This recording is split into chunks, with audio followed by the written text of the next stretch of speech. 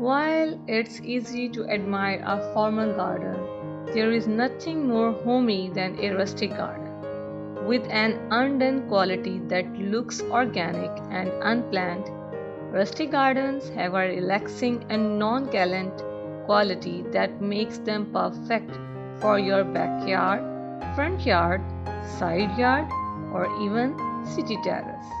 Whether it is a DIY herb garden planter made from recycled wood pellets, a set of vintage garden furniture, or a painted birdhouse, check out these simple ideas for adding some effortless rustic charm to your outdoor spaces.